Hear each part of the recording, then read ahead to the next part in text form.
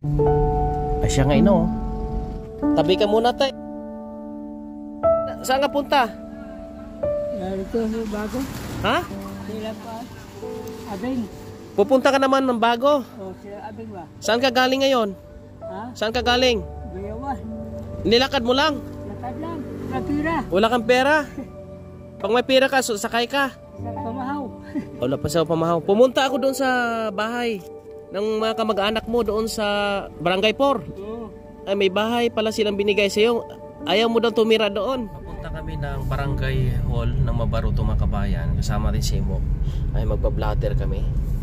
Ngayon, sa lubong namin si tatay. Kaya nag-U-turn tayo, bumalik tayo. Siguro, kilala nyo po ito. Si Tatay Tumay. Si Tatay Tumay ini. Ay, siya nga ino. Mga kabayan. Siya itong naglalakad araw-araw, no? Yung pinasakay natin ng van. At ito ay hinanap natin yung saan nakatira, nakausap din yung kanyang pamilya. Ito, may binigyan ito ng bahay po, mga kababayan. Ayan o.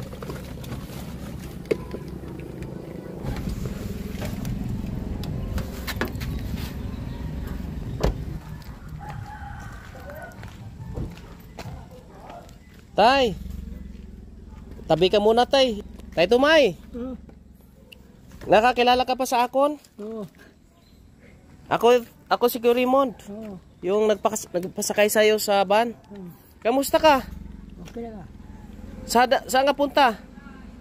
Narito sa bago. Ha? Sila pa. Abing.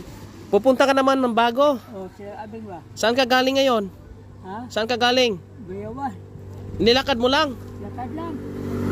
Tay, Ulang pira. Ulang pira. wala kang pera. Pag may pera ka, sakay ka. Sakay ko. Tay, Wakay pamahaw.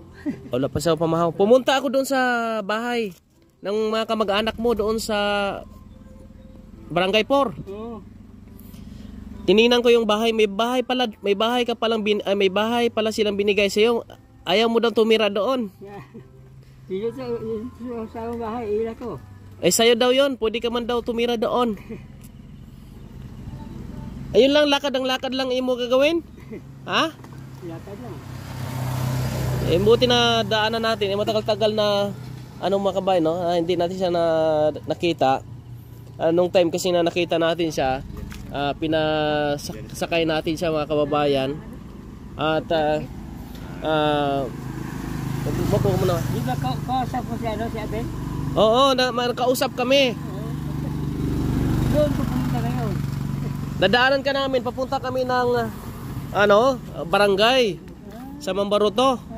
Nadaanan ka namin naglalakad. Doon? Oo. Oo, mga kabayan. Sakay ka na lang ng Sires. Pwede ba? Yun talagang ginagawa mo, tay? Lakad ka lang talaga? Oo, kung bahay. Eh may bahay nga po ang binigay sa'yo doon sa Barangay 4. Ayaw ko doon. Ayaw sila bumibigyan bigas. Ha? Wala akong pagkain doon. Wala kang pagkain. Eh binibigyan ka daw ng pagkain sa kabahay. Ayaw mo daw talaga tumigil. Lakad ka daw. Hindi bumibigyan bigas. Ha? Hindi bumibigyan bigas. Eh paano yan? Lakad ka. Lalo ka magugutom yan. Ang layo ng nilalakad mo. 3 araw. 3 araw. Ano bang pwedeng mabuli ko sa imo para hindi ka na maglakad-lakad? Atay, anong gusto mo mabulig sa imo para hindi ka na maglakad-lakad? Eh kasi sabi ng pamangkin mo, ganun talaga yung ginagawa mo daw, lakad. Exercise ba yan? Ha? Ang sabi nga kung ang Negros at Iloilo, kung may tulay, lalakarin mo raw. Tulay. Totoo yan? Totoo yan. Lalakarin mo? Oo. Kasi parang passion niya ito, mga kabayan. Pati Manila.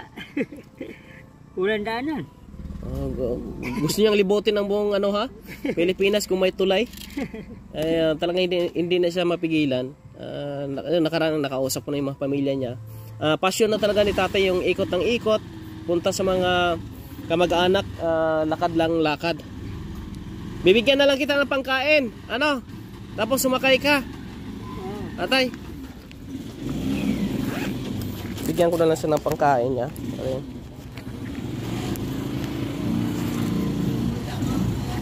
At least may pangkain si tatay. Ano?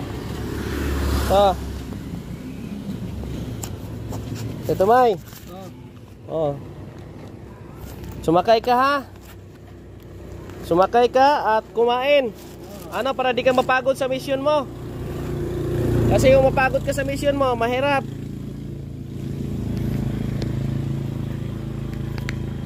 Pagkatapos sa bago, saan ang punta mo? Pahinga ko doon. Pahinga ka tapos balik ka na naman ulit dito. Hindi ah. Lakad ka na naman. Hindi. Lakad ka. Doon naman. Ha? Kasi lakad ka lang daw eh. Mga kabayan, oh. Kita na si tatay. Ano tay? Magabang ka na lang ng series? Pwede. Sakay ka na ng series? Doon ka na lang magabang sa taas, sa may waiting shed. Doon na lang. Sige. Nahinay ha, bili ka ng pagkain. Sige po. Yan yung ginagawa niya mga kabayan. Kasi nakausap ko na yung pamilya nito. Anong time na hinanap natin siya kung saan sa nakatira. At ang sabi nga po na ito ay lakad lang talaga. Binigyan nila ito ng bahay para ho doon na tumira. Kaya lang umaalis pa rin po si tatay po mga kababayan. Kaya wala naman silang magawa diyan kasi hindi nila mapigilan eh.